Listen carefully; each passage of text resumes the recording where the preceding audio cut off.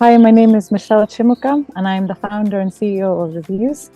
Rivuuz is an online marketplace that connects individuals who are building residential property to vetted and experienced service providers. That's your plumbers, carpenters, electricians, across a wide range of service categories. Yeah, so the original idea of Rivuuz came about, 4 years ago. I built a house before myself in the past, a residential property, and the experience was not great. I had a lot of people who didn't do a good job. So I think from that experience, it was just sort of like, there must be a better way of doing this. And I think the core focus of the platform is like, every time you have a bad experience or a good experience, there has to be a way to come back and tell somebody else about it, right?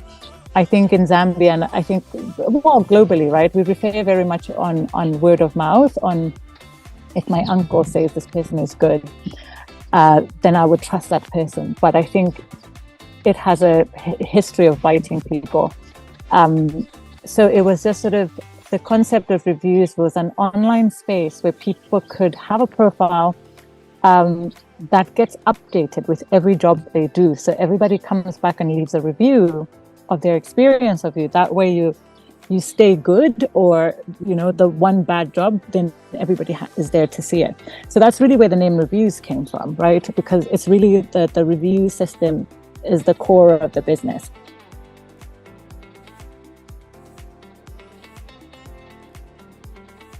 So I launched Rivuuz in November 2020. Yeah, so it's just been over 2 years. And it started very much as I started Rivuuz and it was just me. I'm a solo founder, and I remain a solo founder. And it was a startup with an employee of one. So I was chief everything officer. I mostly still am. But I think a lot of the milestones are just our first hire, right? I don't have the dates off the top of my head. Our first hire, our first customer, right? And I think with a lot of businesses like this, with a lot of startups, some of your first customers is either friends, family, people who know you. So I think to me, the milestone I first celebrated was our first stranger, like our first big stranger customer, because you see somebody book a service and be like, how did they find us? So I think that was quite a big milestone in itself.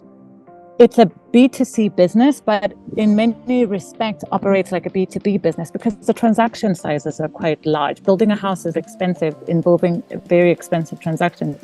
The sales cycle is long. Like, you don't decide you want to paint your house today and do it tomorrow, right? There's a lot of different steps that go into that.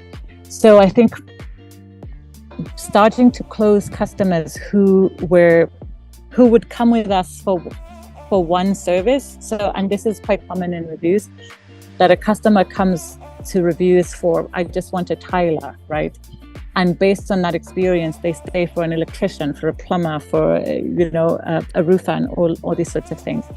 So I think the inflection point where we started to get customers in for one service and then stay until the rest of the build, that's the point that started to show us that this thing works, right? I think that would have been about March of 2022, or March of last year, so just over a year ago.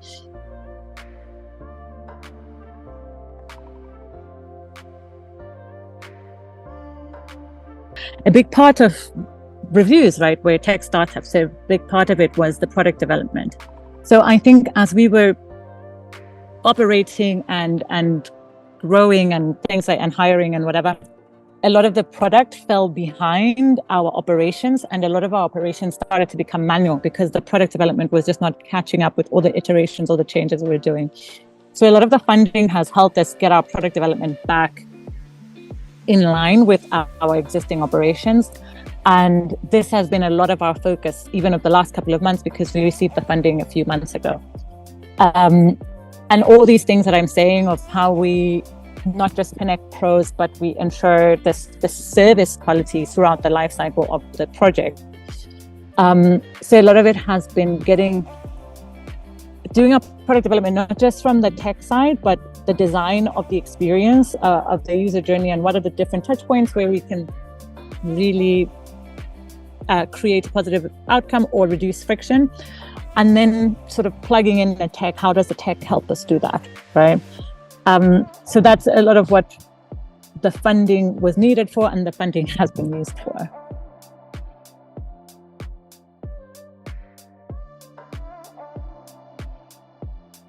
So I think we've provided this engine of sales leads, of lead generation, not just leads. We're not just providing them with leads, but we're closing those leads for them and managing the client relationship during the project.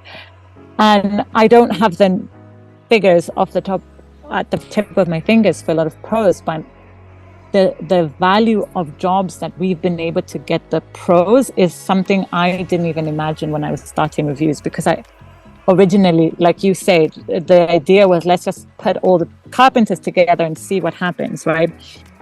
But obviously, with the focus more on construction, it's much larger transaction sizes. Like, you're spending several thousands of dollars to paint a whole house or to tile a whole house, and that revenue is all going into this to the pros, right?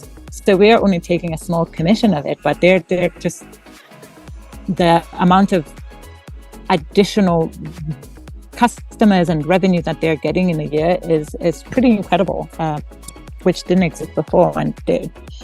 And right now there isn't really another avenue that fills this gap for the pros. We're only in Lusaka at the moment.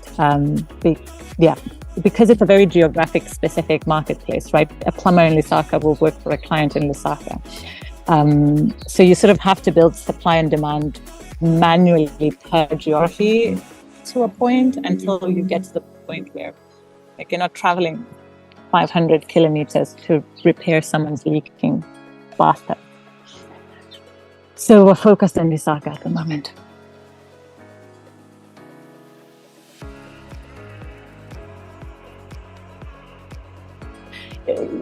There's that whole startup phrase of be a painkiller, not a vitamin, right? So how do we solve for something people desperately need solved, right? And building a house, if you get your plumbing wrong and it's leaking for the next 10 years, that's a pretty painful problem you want to prevent.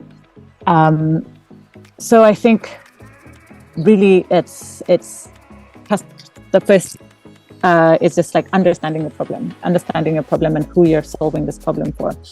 But I think too, for me, like I was sort of mentioning, it's just this becoming part of the ecosystem in a way that's not transactional, right? Because it's like when you go to a networking event and every time you are just like, oh, what can you give me? What can I get from this? I think I started interacting with a lot of these people, not to get something from it, but it was just to help me understand what I'm building, what I'm trying to do to. And like I said, because I'm a solo founder and I didn't want to be, I genuinely have tried finding a co-founder. I think I recognize that as my weakness. So it's like, how do I find the people who can fill that gap that would have been filled had I had a co-founder? So I think a lot of it was just asking people, that whole thing, find people that are smarter than you, and just ask them. So I think a lot of my own learning has been short-circuited or fast-forwarded by just asking people who know more than me, and I found that quite helpful.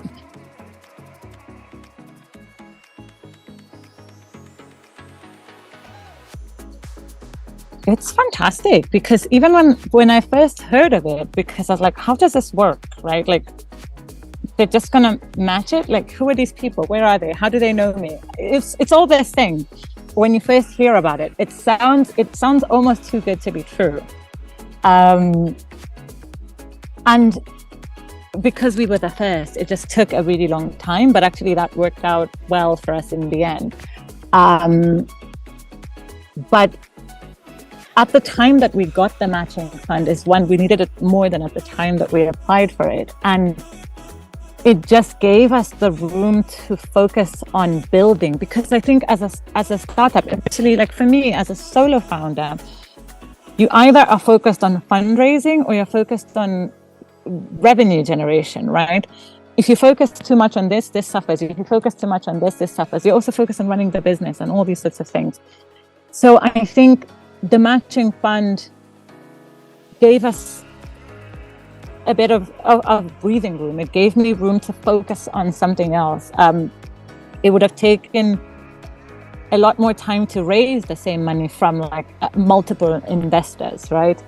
But by getting this investor, I was then eligible for more funding, which obviously I went through due diligence, but it was a much, I think, shorter, simpler process than having to go find 3-4 investors to give me the same amount of money.